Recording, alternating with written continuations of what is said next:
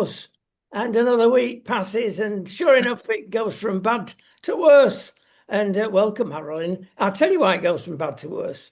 There's an old phrase about a hard day's work and you get a hard day's pay or something like that.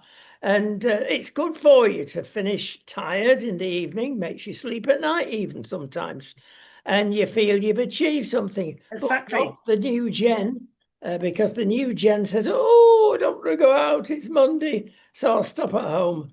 And they wonder why they finish up with mental illness.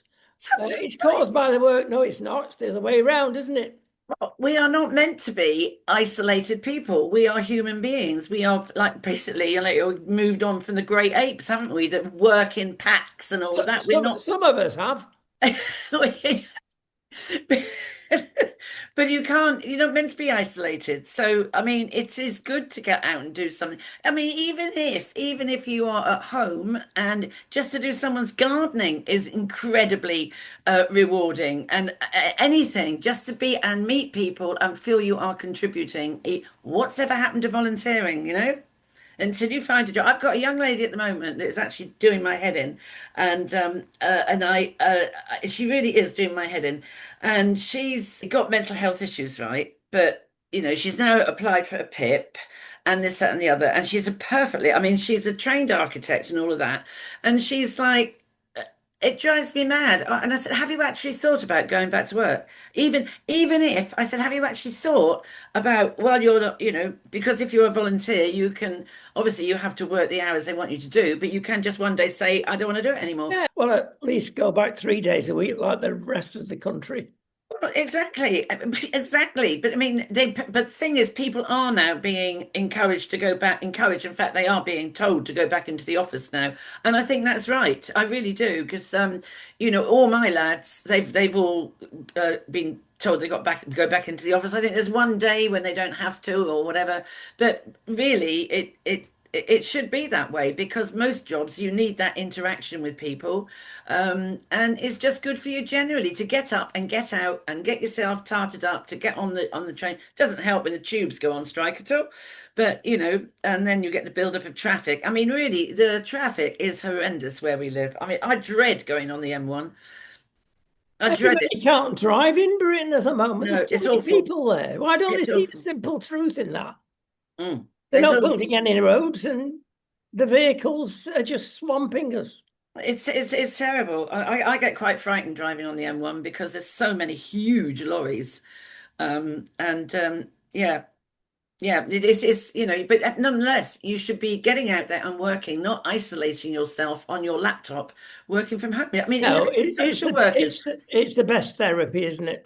It is, and you've got social workers that are working from home. That is the last job where you should be working from home because you actually, newly qualified social workers need to be able to have that mentoring and overview of someone that's been doing the job for about 15 years. And, I think that's why some cases get missed because, they can write a good report, but they haven't got the natural instinct that comes from lived experience of, what to do, in my view. Right, we've had a go at that one. Back to the main topic for this last week, and quite rightly so, Charlie Kirk.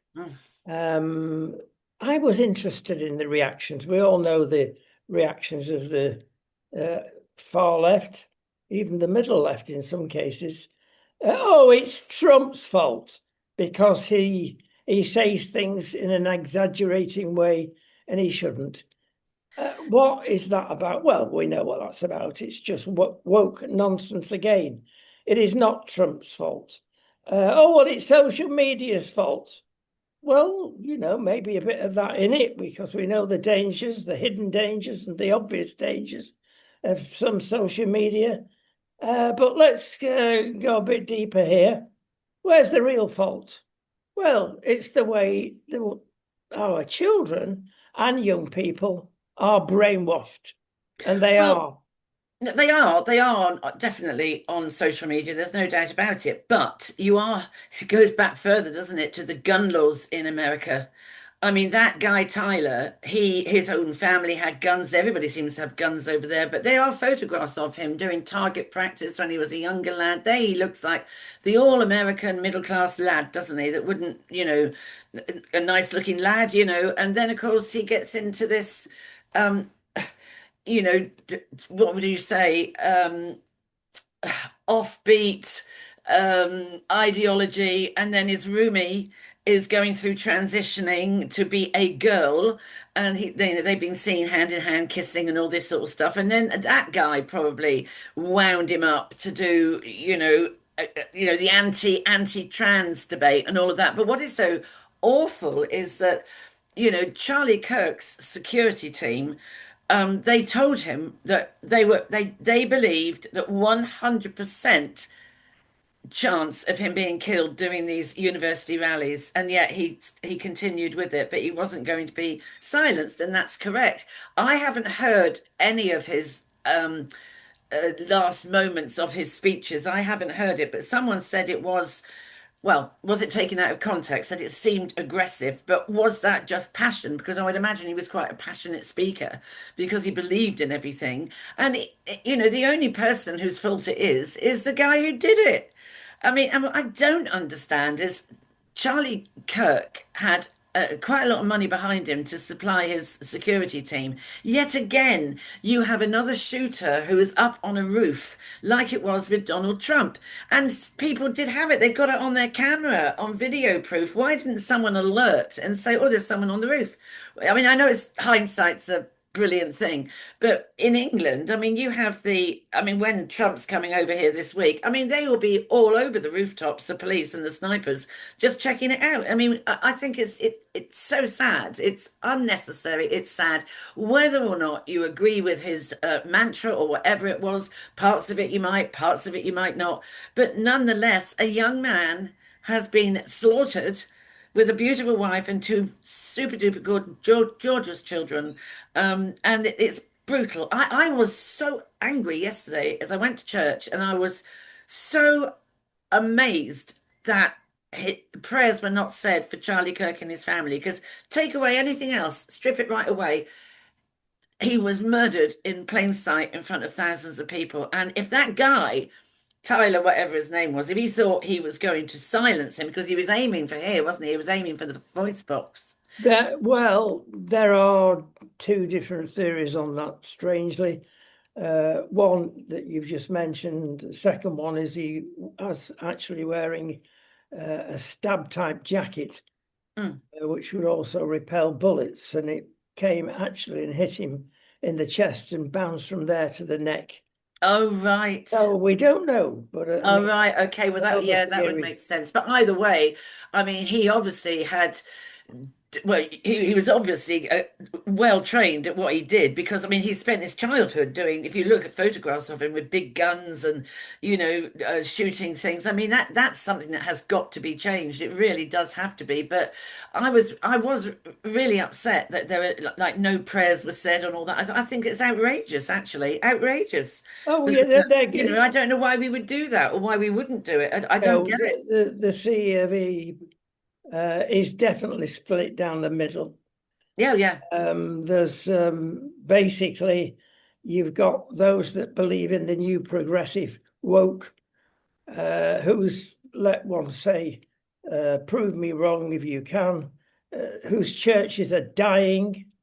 And then within the Anglican Church, there's lots of good churches. And I tell you what, I've been surprised. GB News have a thought for the day a la BBC. Oh, It's called Reflections. It's only a minute and it's brilliant. And 90 odd % of the people that are speaking are Church of England priests. And their word is really good and spot on. and what time do they do that? It's usually very early your time, about 6:30. Oh, right. And, Okay. Well, that's a good, You think because of Channel 4 on BBC radio. yeah. Everybody That used Radio to 4 listen used to do to, it, didn't they? They and still they get do. anybody on there that's not a Christian. Eventually, perhaps once in a fortnight, you might get a Christian guy who is so theological you can't understand him when he comes on. Exactly. So, Probably doesn't even. if you're a student of other religions Listen for Thought for the Day on Radio 4, I was trying to listen to and that, but the difference is phenomenal. some of the young presenters, some of the young guys who are presenting on GB News, they are very Christian. They are very steeped in it. Some of them are, Ben Leo is one of them. And it's two or three of them that have openly said they are. So, which is, the Gen Z, coming back in. But there's just no direction, is there? No church leader over here has spoken out about it. No one. But we don't no, have a well, church they're leader, very do we? outspoken about the Palestine issue without Yeah, having any knowledge of what really is going on as well. yeah. But you have the House of Bishops. No one's talking about anything. It's just allowing it to let it happen, and there's no direction, no leadership, no spiritual input. It's just shocking, Let's shocking. go back to Charlie Kirk for an instance, in that there's another factor here. You're not going to change the Second Amendment. It's up to them. If they want to carry a gun, they'll carry a gun. I don't think in this particular case it would have made any difference at all. The guy was mixed up. We know that. We announced it 24 hours before any other news media caught on to this. We were advised from our American contacts that as soon as the FBI had taken his partner in for questioning, the truth came out. They were in a romantic, inverted commas, relationship. Now, why is this important? Well, count back 10 days earlier to that horrible incident with guns again in a school, a Roman Catholic school. There were 2 deaths of kids. 21 of the children were really cruelly shot. And again, the guy was a transsexual. Mm. Now, it appears that both Utah and Minnesota, where the second issue we've talked about happened, are very pro-trans states. And people are now thinking, oh, well, there's always been this theory that it's a mental illness, the trans movement. And I'm sorry, I think this correctly states that it may well be. I think some of it could well be, because when we spoke about this, when you called me to say that this is what happened and it hadn't been released yet, and it was Saturday night, wasn't it? You called me, and I thought that, yeah, I can buy into that actually, because uh there are, without doubt, there will be the odd person whose chromosomes are imbalanced, and that they are, and it must be awful if they feel like, from the age of 3 or 4, I am a little girl or I am a little boy, and they have to live that lie or whatever. I mean, there will be people like that, but I do not believe that genuinely there are this number of kids in almost seemingly in nearly every school classroom, but it's actually being fed into them as well. The very notion that you could, That's the and problem. this is the problem, that you've got these, newly qualified teachers from lefty universities who are feeding this into 5-year-olds and 6-year-olds. And there are times when my best friend Julie, when I was 11, 12 years old, we used to go everywhere arm in arm, and it didn't make me feel I was gay. It didn't make, and I was a real tomboy. But maybe now, I was always climbing trees and stuff like that. Maybe now somebody at school would say, "Ooh, do you think you're a boy?" And I That's do think exactly what happens. They are groomed, and they that's are the right groomed. They word. are groomed. They are groomed by these lefty teachers, and it's getting worse. And I think the trouble is the lefty wokies are getting far more far left, and the right are getting more far right. And there doesn't seem to be anybody wavering on the edges of centre. Of common centre. Yeah, In well, fact, exactly. But I do believe when you see all this trans stuff in schools and what's going on, even in reception classes and in uh, reception and infant schools, it's utterly wrong. It's completely wrong. And the fact that parents aren't allowed to know what is being taught their kids, what material they're being shown, it's dreadful. it Absolutely. is. I would honestly, and Unbelievable. I was having a conversation with my stepdaughter who lives in New Zealand, and she was saying her son now is what, 14, coming up 15. But she was saying, if I had my time again now, I would have homeschooled him.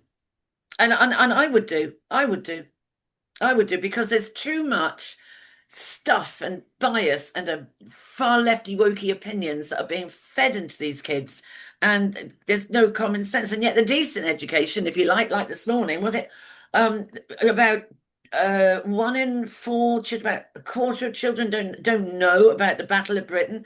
One in 6 don't even know who won it. I mean, this is the stuff that they should be being taught. Your heritage. Well, yes, and I'll tell you what, we mentioned social media, there are problems there, but maybe we should be looking at this from a different angle. And instead of giving our children sex education every 2 minutes, let's have some social media educations. How about giving some lessons? Now, do you remember the good old days when we used to have a school newspaper in primary schools as well as secondary? Boy, did that teach you more than anything else you were studying. It encompassed everything, whether you were the editor, the journalist, whatever designation you were. And it was brilliant. So, how about giving lessons on fact checking?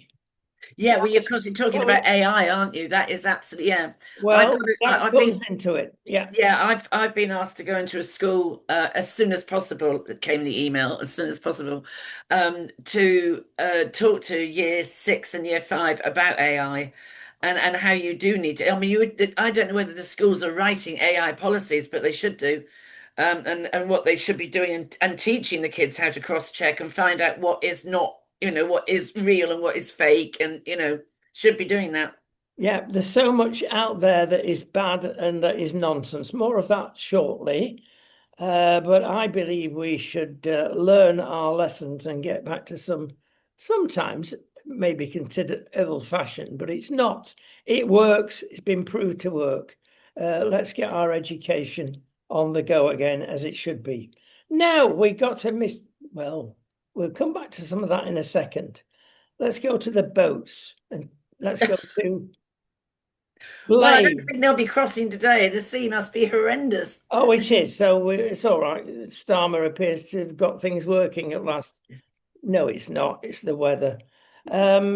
They even blame Farage for the number of boats. Remember, sadly, about a week ago now, a woman was killed on one of these boats and 2 children were probably trampled on and they died in the bottom. It's unbelievable. And everybody blames Farage. Well, he's our Trump, of course, so let's blame Farage. This is the left again, of course. I tell you who I blame. Not going to be popular, am I? I blame our Prime Minister because he could do something about these He crossings. could. Of course he could. He will not because No. of the stance he takes. No, I mean, of course he can. But and it's so blatantly and painfully obvious what you could do. And like they're saying about they aren't the military barracks, or they could build a whatever it is, like a warehouse and what have you. But they've got to stop it being attractive in the first place. And he should like stop the benefits, stop the free dentistry and all this stuff. Why should they have free dentistry? Why? I mean, it's bonkers. It's absolutely all the the sweeties that they think they've got by coming here, with the free phone and free gym membership and this, that, and the other. Stop all that. Stop all that. Now I'm they've got. going abroad and coming back if I can get all that. I mean, I know that's what I said. I'm going to get a rubber boat, but it is what is outraging people. And you've only got to look at that march on Saturday, wasn't it? The march on Saturday. Oh, I mean, I mean, good on the people that came out. I mean, really, and there was a minuscule ruck, if you like, but that well, we both of us, I know, have got figures on that, and we're coming on to that shortly. But before we leave this subject completely, can we let Starmer off for one thing? His duty, yes, he can do things right. He apparently has had a lot of training to get on with Trump, and people have been amazed at this. Why? Because they're miles apart personality-wise and political-wise. Why does he get on so well? Well, apparently he's been tutored, especially how to deal with Trump. And we've got insiders in Washington, we've got insiders in UK that know the system inside out. It's part of buttering Trump up and making him your friend, and it seems to have worked until now. This is going to be a very interesting week, isn't Oh my it? goodness, isn't it? Isn't it? I mean, we've got the Angela Rayner thing, where that's sort of like faded into the background a bit now, but the Mandelson thing is still up and running, Yeah. and and then you got the Charlie Kirk thing, and it's going to be very interesting how this is. And there's a thing going out now that says, he won't last as PM until after the May elections. He'll be gone. And I went, but what? As long as that? We got to wait that long? Well, hang on, better the devil, you know. This is very true because I can't think who that is. Oh gosh, don't get. Oh lordy, that's an awful thought. Well, it's not going to be Angela. That so there's Well, a bit that's of good that's a news for you. blessing, but it could be liability Lammy, and that would be dreadful. Oh my goodness me! There's some hidden things about Lammy, of course, because he got his degree, pretty good degree actually, from America. All right. Say no more. No, we digress. So we're saying Starmer, he was trained. Well, actually, there was role play in all this because, of course, when he went to America, he had a hidden card up his sleeve. Yes, that's right. That being given, that is a letter from His Majesty and inviting him over. Big coup. So how you butter up somebody else? Beautiful. And they were actually role playing this and practicing how he got it out of his top pocket. Now, when they came to America, the MI, whatever it is, you can't do that. We've got to inspect that.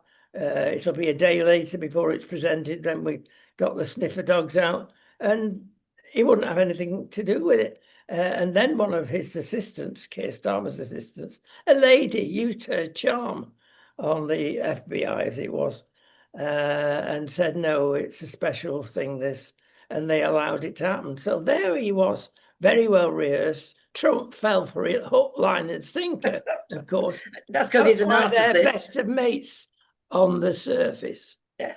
That's why Not, I not, say not, I this mean, next week's going to be very it's going interesting. it's going to be very interesting how he's received, because a lot of people don't want, on principle, they don't want him to come here. So, and he's already been up to Scotland, but I mean, I can't. I mean, and also people would object to the money being spent on it, because it's going to be based at Windsor Castle. I can see there's going to be trouble. He's not going to have this open door with everybody cheering and waving flags at him. I don't think for a minute. I really No, don't. it's odd. The whole thing is bizarre from the day, of course, when Sadiq Kant uh, gave permission for that stupid nappy and baby floating all those years ago when he came.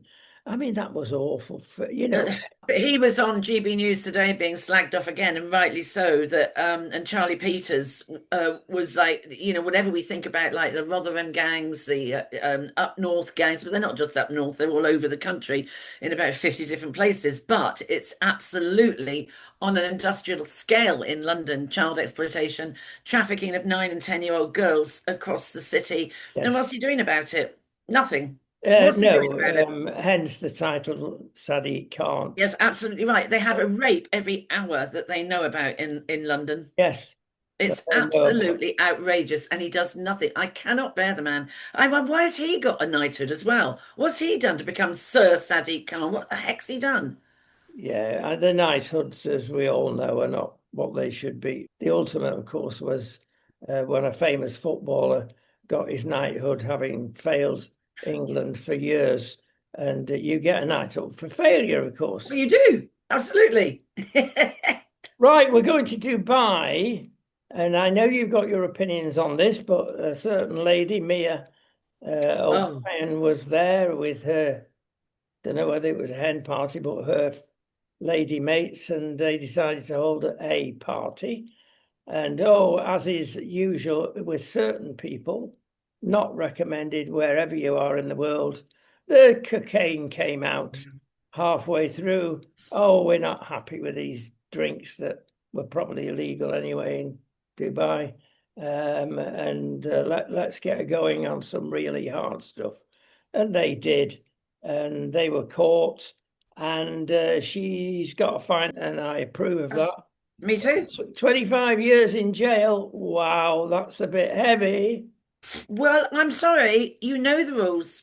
You know the rules, and this is the sort of line we should be taking. You know the rules. You go to that country, and of course, they have got some hideous stuff that goes on over there. They do. In some of those, I was reading something on another news feed this morning. Oh my goodness me, about a prostitute ring that goes on there. But I mean, it's the same the world over. But Dubai tries to cover it up nicely and hide it all away. But if they make it absolutely clear about drugs and alcohol. If you are found, or say you're in a taxi in Dubai and you've got absolutely bladdered and drunk at some event, and especially on a Friday because they have this ongoing brunches where everybody else is going off to the mosques and all the expats go to these hotels where there's a whole raft of different types of foods and you can drink. You buy your ticket, maybe it was I don't know, 100 dirham, and then you have much as you want. Now, if you are drunk, if you're going home in a taxi and you're drunk, that would be a problem because the taxi driver, if anything happened, he will very often lock the car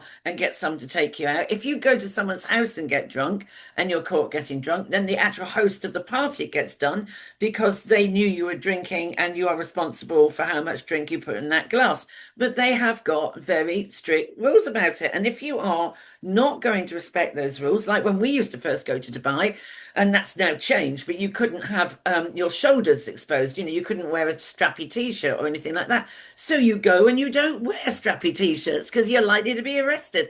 And you go to Singapore. If you start putting chewing gum on the pavement, you will be arrested. I mean, you look up the rules before you go to a country. And there's a trouble here. We have the rules, but they're never followed through. Never followed through. You get off lightly, or you don't get caught at all, or you don't get put, you're given a suspended sentence or whatever, but too weak. You know the rules, tough on them. I mean, it's another one. That 16-year-old boy, wasn't he? I don't know if he's come out yet. He had a fling, didn't he? A one-night fling with some British girl or something, and he was an African guy over there in Dubai living. And I'm not sure if he is in prison or whether he's been you know, got rid of and exited out the country. I don't know. But the rules are there. You need the wrong person to report you. And my daughter, when she was living over there, and she worked for Sheikh Mohammed, right? And she ended up living with her boyfriend, and she did clear it with Sheikh Mohammed, and well, look, don't like make it obvious sort of thing. And then she had an issue with getting her deposit back from the landlord. And he was a nasty piece of work. So he was a Syrian guy and he lived in Canada. And he owed her 10,000 dirham that she was expected back, and he wouldn't do it. So her now husband is a lawyer and he worked in a law department over there. And he had one of his colleagues obviously spoke Arabic, and it was taken to court and he had to come over. And in court, he had to pay her in cash 10,000 dirham. Right, off he goes, back he goes.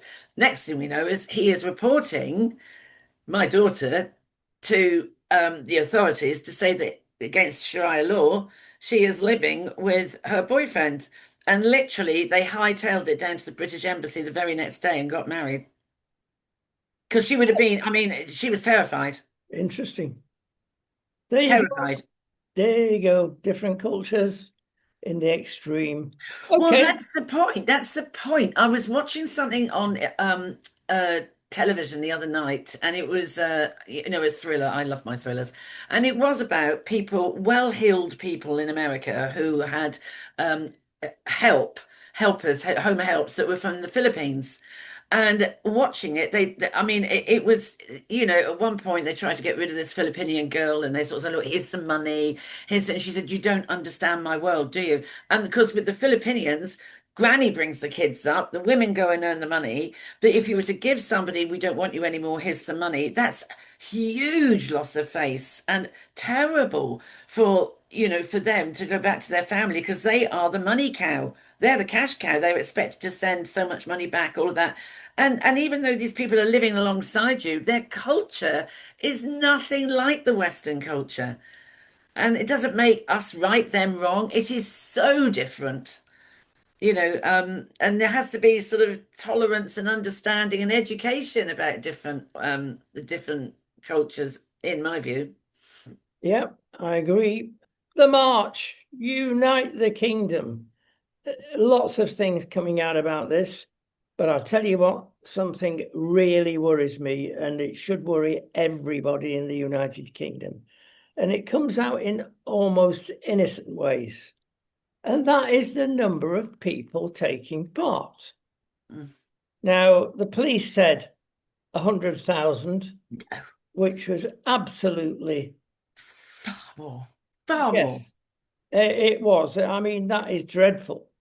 And you saw them going over the bridge, and it was into the even footage from the Guardian of all places. Yes, I mean, somebody else my said that as goodness well. me! If you can't Even the believe the Guardian Guardian, is yes. Well, it wasn't in their interest to show that footage, so it must be correct. And there were many more. There's been various estimates. We get a lot of things from the States. They picked up this and this. One of them went to 3 million. No, I'm sorry, nothing like that. But I tell you what, Sky News were there covering it, and there were at least 300 to 500,000. Yeah, yeah, yeah. Everybody could see that, Mm, even mm, as non-counting amateurs. No, that's right. Now, what's wrong with that? Well, it is exactly symptomatic about what's been happening in the United Kingdom since Tony Blair. Since 25 years ago, the state and the blob, civil servants, call them what you like, have taken over the government of this country. Mm. And it's all right to have a go at Starmer, which we occasionally do, like on every occasion at the moment. That is a fact. Something really bad happened in those days. And there's been no difference between New Labour, Old Labour, New Conservative, Old Conservative, all the way through Lib Dem, Alliance, whatever it is. We've had no Tory party for a donkey's years. No. If you look. Well, we've had no Tory party since Margaret Thatcher. Yeah. But who do we trust? This is what I'm trying to say. No I one. don't trust politicians. I don't trust any of them. Like most people don't. And I certainly don't underestimate the power and our lack of trust in a lot of the mainstream media, because they're all part of it. Tell you, they are afraid. We are being gagged in the United Kingdom, and when something hits you in the eyes, like how many people are there, well, why would they say, oh, there's only 100,000? And this came from the police. I no longer trust the police services for things like this. Absolutely. They don't tell the truth. Now, who's got at them? The blob has. And the blob's got them at the civil servants. Call them the elites, call them what you like, but they are running the country. How dare they try to come out with lies like they're doing every day of the week? This is just an illustration. What was it? BBC said something that was. They said it was far right. Yes, that's right. They called it far right. Yeah, far right march. Unbelievable. Family march. It was not far right. I mean, just because you've got an opinion and just because you're not a wokey and you're coming out and you're standing up for your country and you want your country back, that's not far right. That's I'll tell you the other thing that's coming out of the police, of course, and that is they got police forces from around the country. Yeah. Didn't bother when the Palestinian marches were on. No. Much easier to be policed, inverted comma on, easier to be policed. They directed the two groups because, of course, Renter Mob were there on the other side of the road, and they directed the main march very close to them. And there were incidents. There were practically no incidents sent elsewhere. Well, there were 20 from the police. There were 25 arrests. Disgraceful. Well, when you analyse those arrests, it changes the whole picture. And certainly when you look at the Notting Hill Carnival, Oh, yeah. wow, there were 528 arrests. Mm. There were 9 arrests in addition, 46 arrests in addition for people carrying weapons. There was 0 in that march for Unite the Kingdom. Lastly, there were no sexual displays like there are in many carnivals and certainly in Oh, pride yeah. marches. That was 0. That was a family outing. It was, if you like, over policed, and it was over policed by the blob. Those that are there brainwashing us have spread out of the universities to the elite, Oh, and yeah. they're controlling our country. That Mm, was what the march was about, mm, freedom mm. of speech. Oh, well, Tommy Robinson's had a checkered past. It's true, he has. But on that day, he clearly said, don't wear any masks, don't come drinking. Yes. It's a family day out. And Yeah. at least he got that one right. Yeah, and you've had Keith Williamson on being interviewed, the former Yes. anaesthetist on your show, and he came down from the Isle of Man, and he asked me would I go with him, and I said you must be joking. I said, I hate being in crowds, and crowds like that where it could ignite at any minute. You won't get me near it. I said, no, not a chance, pal. I'm not going. But he contacted me when he got back, and he said it was amazing atmosphere, amazing day out. He never felt threatened. It was a really, really amazing, inspiring day. And he's not, he isn't quite a strong bloke. I mean, he would soon say if there was something that wasn't right about it. He said it was an amazing day, really proud to be part of it, and everybody was on the same page. Um, you know, um, and I just say the BBC is so out of touch. It's just dreadful. It's dreadful how because they're all part of the problem, aren't they? This Well, establishment. there's talk now actually about, because they said clearly on so many occasions, this is a far right march, of Mm. taking them to court. And I hope somebody's got the pennies to do that. Right, that is serious warnings, folks. We move on to another serious warning, which, well, it's about the children's care home situation in the United Kingdom. Again, it speaks volumes. You've got 86 in the last few years, £1 billion, Mm. because this is a major problem when you remove a child from a particularly distressing situation and they are put in a care home. It's distressing for a number of reasons. One is that there's some of them that are extremely dodgy. More of this in the future. But the real problem here, the average cost to look after a child into teenage years is £318,000 a year.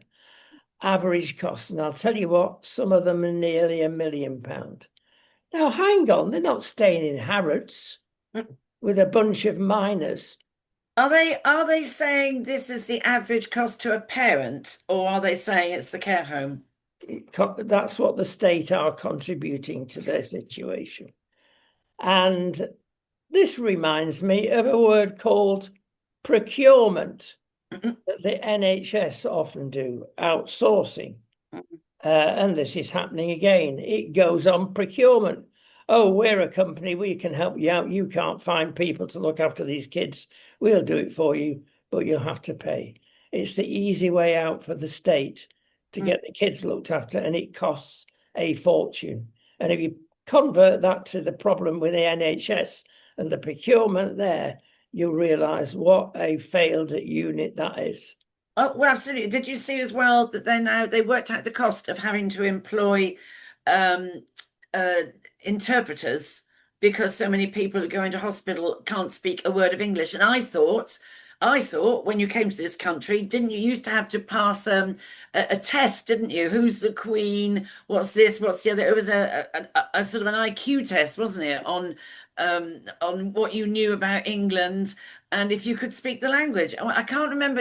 I don't know whether it was 150,000 a day or was it maybe 350,000 a day. I can't remember employing interpreters because Well, it's costing the NHS £139,000 a day. that's what I meant. Yes, that's it. Is that 139,000 a day? Yeah, to employ interpreters. I mean, it's crazy. But before you used to come to this country, you used to have. It wasn't so long ago. It was when the Queen was alive. I know because you had to say who's the Queen and who is she and blah blah blah. You had to know about stuff before you came to the country. And I don't know whether they still do that now. I don't know. But going back to the care homes, I mean, I think it's just awful. I mean, when these kids are like 16, they're out and they've got to get on their own feet.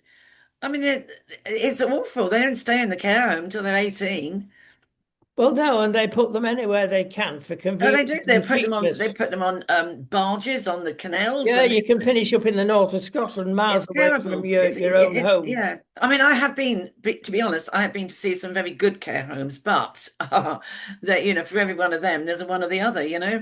And you can't just when you've been everything because you've already got children that are traumatized and vulnerable living there, and then at 16, they're suddenly supposed to have found their feet, are they? And get out there and find a place to live. And now we've got we're now not going to be using the hotels, are we? They're thinking now of using student accommodation.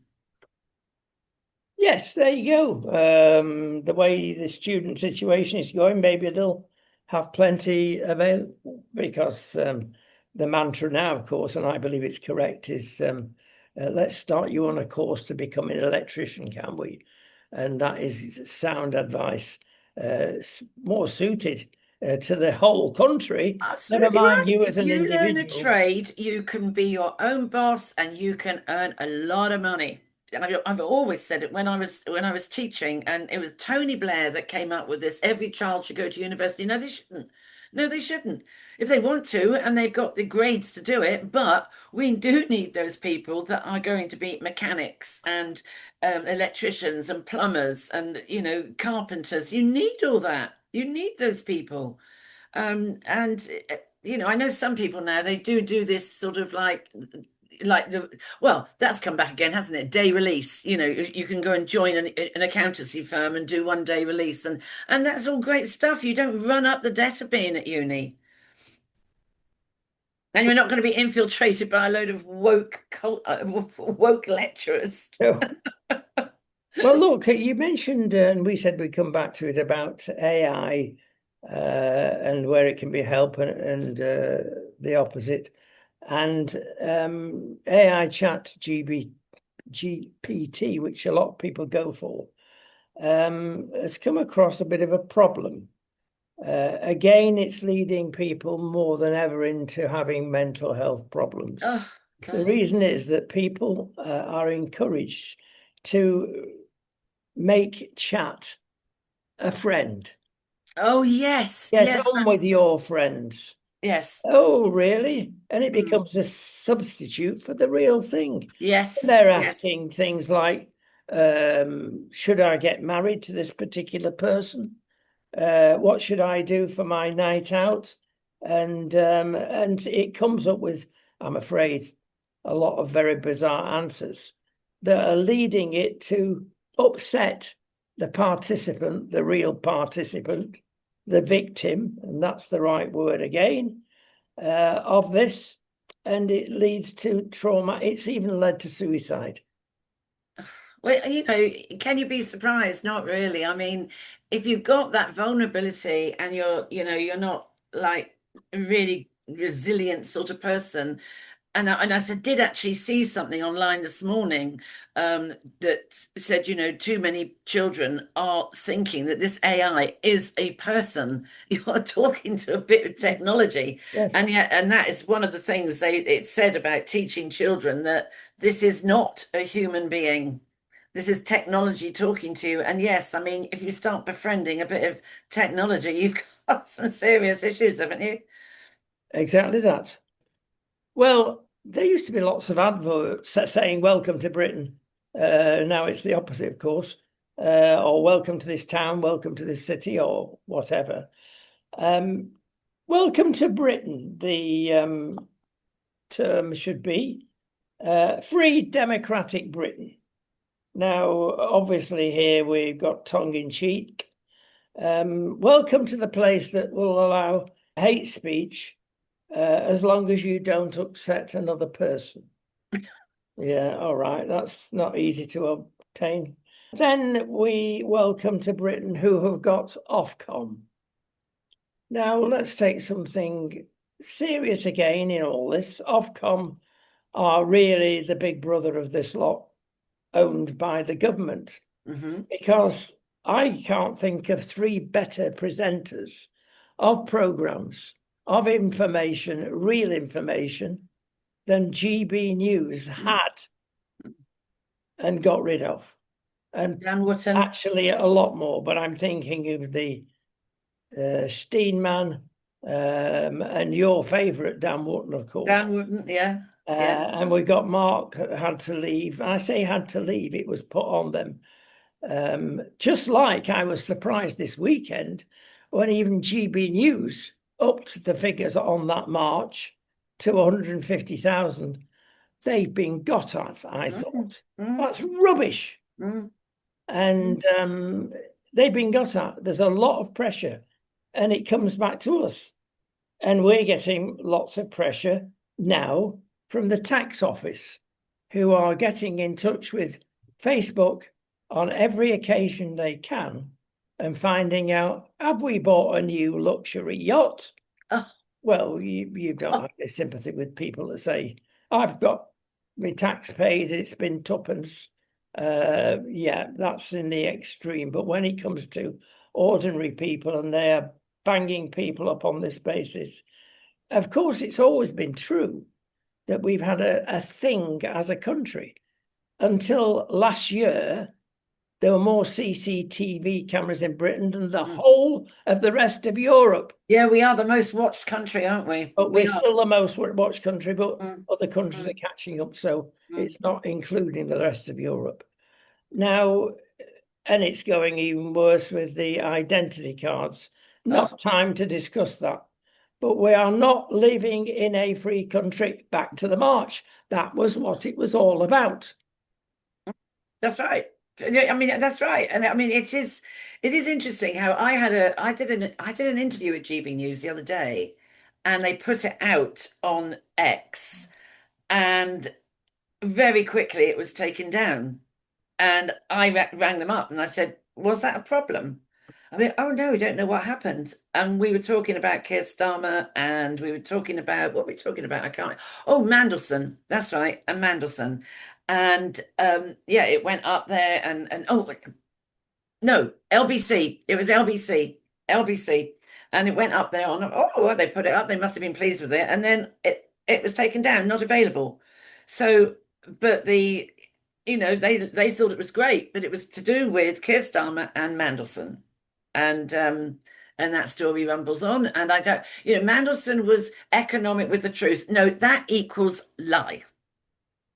My ex-husband was always economic with the truth. Lie.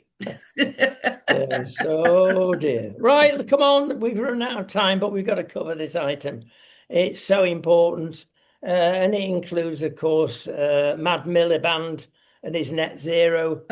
And this is your Labour government, folks, who take care of us from abortion to euthanasia. Think about that. They know what's best for us.